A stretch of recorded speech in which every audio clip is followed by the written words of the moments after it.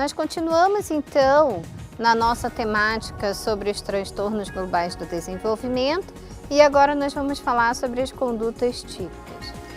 Na parte 1, nós estaremos falando mais diretamente sobre as especificações do que envolve essas condutas típicas. Vocês vão ver que tem algumas coisas singulares e que nós vamos estar discutindo durante a apresentação da imagem. Nas condutas típicas, vocês podem ver que nós temos algumas situações envolvidas, que é o quadro neurológico, o quadro psicológico, um quadro psiquiátrico ou os impactos também que podem acontecer no desenvolvimento e no relacionamento. É muito importante que nós estejamos aí voltados para essas especificações, no sentido de entender que essas situações, essas causas, elas podem acontecer juntas ou elas podem ter também momentos separados. E os profissionais que devem acompanhar todas essas situações e essas hipóteses são profissionais que vão trabalhar efetivamente juntos, para que eles possam estar conduzindo não só o quadro clínico desse paciente com as condutas típicas, mas também que ele possa estar dialogando com um colega para saber o que é melhor fazer durante essa intervenção. E para isso nós temos ali a lei número 4024, lá de 1961, como nós já conversamos anteriormente, que diz que essa educação de excepcionais deveria ser inclusa no sistema geral da educação com o objetivo de inseri-los na sociedade. No caso das condutas típicas, nós temos algumas situações peculiares. Na síndrome de Asperger e na síndrome de Rett, nós temos algumas orientações para estar lidando com essas síndromes. No caso das condutas típicas, já pode acontecer de haver aí uma questão da ansiedade ou um transtorno bipolar, o que vai fazer com que a condução desse processo seja diferenciada. No entanto, nós temos a lei de 1996 também, que pode nos amparar dizendo aquilo que nós já verificamos, que essas pessoas elas podem participar do ensino regular e contar com os serviços de apoio especializado dentro dessa mesma modalidade, no entanto, com aquelas questões do profissional especializado ali dentro do AE, que é o atendimento especializado educacional, ou da sala multifuncional que nós podemos ver no final dessa aula. No entanto, nós precisamos lidar com as questões que estão convencionadas e com o que é novo, para essa realidade das condutas típicas. Como nós já conversamos um pouco, na nossa sociedade, ela tem um pouco daquilo que já está instaurado, aquilo que já é para ela um estereótipo, que é o caso do que é o belo, do que é o bonito, do que é estabelecido aí para algumas questões que nós sabemos como é que está a funcionalidade disso na nossa sociedade atualmente. E aquilo que está um pouco diferenciado, nós precisamos ainda trabalhar algumas questões para que esses sujeitos e esses alunos ou essas crianças sejam inseridas da melhor maneira, sem passar aí pela exclusão ou por situações que possam deixá-las de alguma maneira complicada ou até mesmo causar algum dano, algum trauma, alguma fissura aí durante essa caminhada. Então vamos verificar na próxima imagem que eu vou mostrar daqui a pouco para vocês, algumas diferenças e algumas especificações que vão facilitar essa imagem, vão facilitar como é que acontece de fato as especificações das condutas típicas. Aqui na imagem, como vocês podem verificar, de 1994 até 2017, nós conduzimos aqui as condutas típicas relacionadas ao quadro neurológico, por exemplo. E aqui dentro nós temos o transtorno de déficit de atenção e a hiperatividade, nós temos algumas síndromes, como a síndrome de Asperger, que tem também aqui os psicológicos, que, como eu falei, tem o transtorno bipolar, o transtorno de conduta e o transtorno de ansiedade. Dentro disso, como nós vimos lá no nosso primeiro slide, nós temos os casos psiquiátricos persistentes, que é o caso das psicoses. E todos esses itens, eles podem ser trabalhados por quem? Justamente pelos psicólogos e pelos psicopedagogos, né? Que são os profissionais que cuidam aí da parte mental e da parte da aprendizagem. A partir de 2008, nós começamos a falar do transtorno global do desenvolvimento. E aqui nós estamos falando especificamente dos alunos com autismo, com a síndrome do espectro autista, como por exemplo, a síndrome de Asperger, a síndrome de Rett e a psicose infantil. Esse quadro ele pode ilustrar um pouquinho mais como que acontece todas essas definições. E aí vocês podem ter com mais propriedade essa questão, principalmente do marco histórico, né, do ano em que toda essa mudança acontece.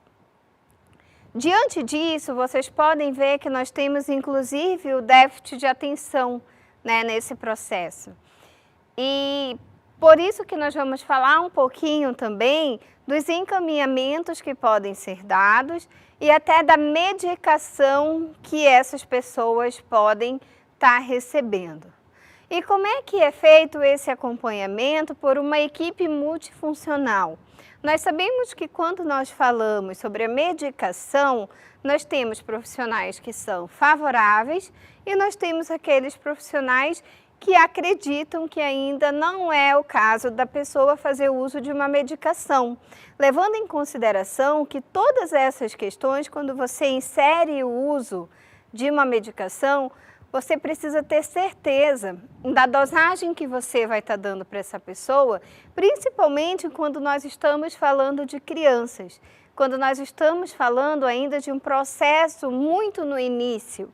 Nós precisamos ter essa cautela até mesmo para nós darmos a segurança, até mesmo para proteger essas crianças de algumas situações, como são as questões dos casos específicos para cada medicação. Nós sabemos que todo medicamento tem uma contraindicação, tem um efeito colateral e isso vai ser apresentado também, inclusive, dentro da sala de aula. E quando essa criança está inserida no meio escolar, de quem é essa responsabilidade? É sim da escola, né? Então nós precisamos ter toda essa cautela. A escola é um ambiente para aprendizagem. Nós, professores, não aplicamos o uso de medicamento, né? Nós não temos essa habilidade, nós não estudamos para isso. Então quem vai dizer a dosagem, quem vai dizer como que deve ser tomado, quantas vezes, em que momento, em que hora, são os profissionais designados para isso. No caso, o psiquiatra, né? O psicólogo ele pode conversar com o psiquiatra infantil ou com o psiquiatra que vai acompanhar esse paciente ou essa pessoa e daí dizer como é que isso vai ser efetivado.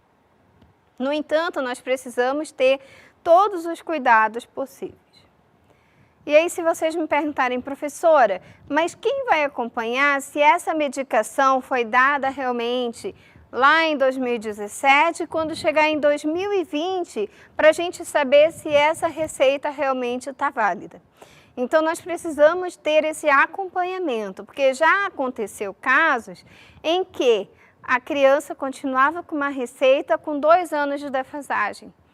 Então, é responsabilidade nossa também de verificar isso, porque de um ano para o outro, o quadro clínico das pessoas mudam. Pode ser que naquele momento ele não precise de uma medicação para o transtorno bipolar, ou ele precise de um outro medicamento que vai fazer com que esse funcionamento na aprendizagem, na cognição, ou até mesmo na emoção dele, vai fazer a diferença. Então, cada medicamento vai ter aí uma peculiaridade de estar agindo, né? Quando nós lidamos com um transtorno bipolar, nós sabemos que algumas características, elas são relevantes, principalmente na atitude dessas pessoas. E na ansiedade também, principalmente nos dias atuais. As crianças, elas vêm com um volume muito grande de tarefas, de responsabilidade, desde cedo em contato com a tecnologia, com a televisão, com acesso à internet.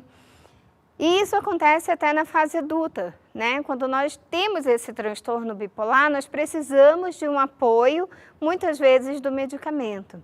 Porém, ele não é único. Então, é preciso analisar até mesmo o que a família encara como certo ou talvez como momento de segurar um pouco essa medicação. Outra questão que pode ser analisada é a alimentação e a condução de tudo isso, principalmente quando nós falamos aí da impulsividade e até mesmo dessa ansiedade exacerbada que muitas crianças têm. Na clínica isso é muito presente, né? De nós sabermos como que essa criança chegou. Ela chega geralmente por alguma queixa. E na escola o professor também identifica isso. Como é que essa criança está? Se ela está apresentando algum perfil diferenciado, opa, alguma coisa ela está querendo dizer com isso. E algumas vezes é na alimentação. Se a criança ela tem uma alimentação regrada e de uma hora para outra ela começa a comer um pouco mais, ou se ela tem uma respiração diferente, ou se ela tem uma atitude diferenciada com os colegas, isso é um ponto para nós estarmos discutindo com a equipe pedagógica se for no âmbito escolar. Se for no âmbito familiar, se essa queixa vier da família, daí é outra situação. A família já fez essa observação e já se posicionou em relação a isso. Daí entra a atuação da família e da sociedade.